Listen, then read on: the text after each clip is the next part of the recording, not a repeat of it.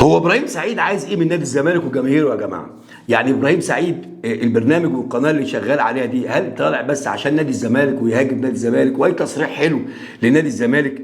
لان ابراهيم سعيد يعني ما اعتقدش طلع في مليون حوار، حلف بالطلاق وحلف بربنا وحلف ولو 100 حوار انا مش عايز اجيبه لكم، انه قال ان انا زملكاوي وزملكاوي وعيلته كلها زملكاويه وابويا بسي وابويا وداني عافيه النادي الاهلي ولعبت عافيه للنادي الاهلي. بغض النظر اهلي او زمالك احنا مش طالعين نهاجم حد ضد حد، احنا بنحترم الناس كلها. بس ابراهيم سعيد ماله؟ ابراهيم سعيد ماله كده يعني؟ وحتى مع تصريح قفشه ان قفشه طلع يتكلم عن شيكابالا يطلع يتكلم عن قفشه راجل بيفهم وراجل بيتكلم بحياديه، وما فيش واحد في مصر ما اعتقدش بينكر موهبه شيكابالا، ومحدش في مصر يقدر يقول لك ان شيكابالا ده من احرف اللعيبه بل احرفهم في تاريخ مصر ورمز من رموز الكره في مصر. مش عيبه يعني، بس ايه اللي حارق ابراهيم سعيد على نادي الزمالك الفتره الاخيره دي كده؟ مش عارف يعني. انا مش عارف كان مشكلته مع مرتضى، مع ان مرتضى ده كان مربيه وكان مقدمه فتره، بس لما العجل بقى بيقع بتوع سكاكينه.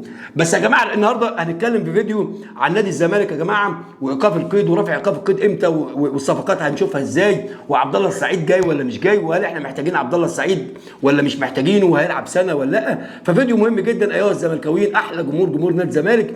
اتمنى تشوفوا الفيديو للاخر ودعمكم واللايك والشير والكومنت، عشان ده دعما لينا ان احنا نستمر ان شاء الله.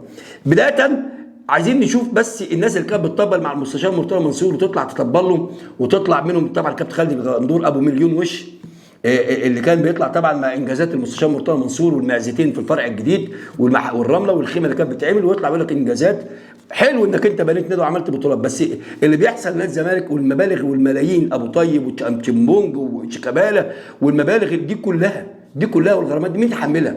والسؤال يا جماعه، لما انت تجيب رئيس نادي يمسك نادي يعمل مليون صفقه يغرق النادي ويمشي، ليه هو ما يتحاسبش؟ ليه ما يدفعش من جيبه؟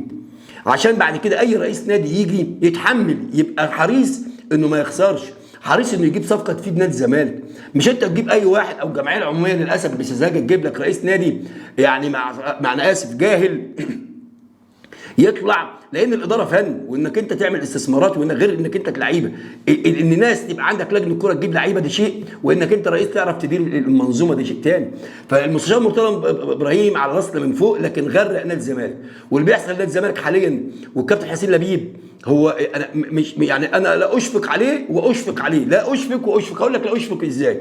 لا اشفق انه داخل على ارث من البدايه وهو عارف كم الحجم والمديونات والمشاكل اللي عنده، ومع ذلك انت قبلت انك تدخل انتخابات وترشح نفسك، فاذا انت ملزم انك تصلح الموضوع ده. واشفق انك انت واخد ارث صعب قوي من مشاكل وديون ومديونات ولاعيبه كارثه ولاعيب كوارث ولاعيبه انصاف لاعبين عندك في نادي الزمالك.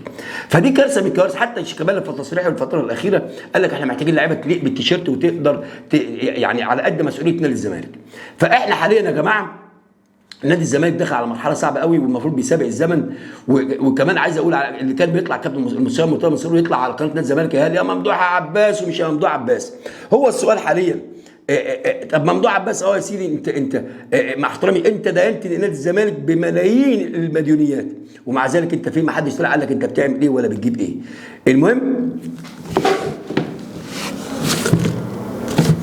فانا عايز حد يطلع يعني يقول للمستشار مرتضى منصور، يعني يقول له للوجه الله بس كده اسئله، انت ليه غرقت نادي الزمالك؟ والفلوس راحت فين؟ وفلوس امام عاشور 3 مليون اللي انت خدتهم واستلمتهم قبل ما تمشي، ال 3 مليون دولار دول وديتهم فين؟ واتدفعوا لمين وراحوا لمين؟ انت خدت مبلغ كبير قوي ب 3 مليون ونص، سددت بهم ايه؟ اطلع قول. دفعت معاك حاجات زي كده، جبت لعيبه، ما احنا عايزين نعرف، لان نادي الزمالك اتداين، لا منه ال 3 مليون ونص بتوع امام عاشور دفعهم في حاجه، ولا منه جاب لعيبه، ولا منه سد حاجه. بالعكس نادي الزمالك مديون وعليه ديون وجبال، الله يكون في عون المجلس الحالي.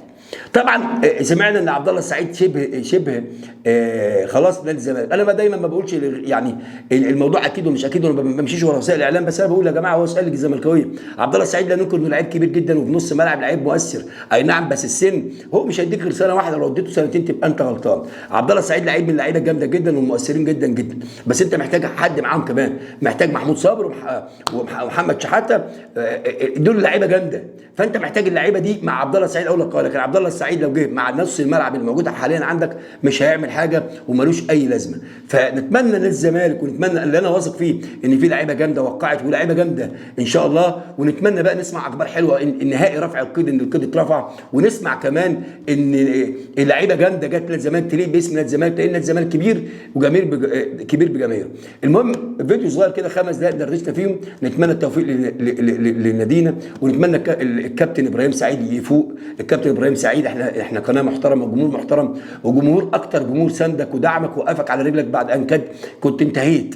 جمهور نادي الزمالك اللي انت بتقول ان انا جمهور، ان انا زملكاوي بحب نادي الزمالك، فلو انت فعلا يعني المشكله في الاعلام المصري الناس بتتلون على حسب مصلحتها. في ناس بتقبض يا جماعه عشان تطلع تهاجم سين او صاد، في ناس طالعه بايعه ضمايرها، في ناس بتقبل على نفسها القرش الحرام عشان تطلع تهاجم حتى لو بتهاجم ضد اللي في ضميرها. فنتمنى التوفيق للمنتخب طبعا لنادي الزمالك، وتتمنى التوفيق طبعا لمنتخب مصر في بطوله افريقيا الجايه، ونتمنى ان شاء الله في بطولتي الامارات دبي وابو ظبي ان شاء الله نشوف نادي الزمالك كده بشكل جديد واسامي جديده وبقوه جديده ان شاء الله. اذا عجبك الفيديو لايك شير كومنت. سلام.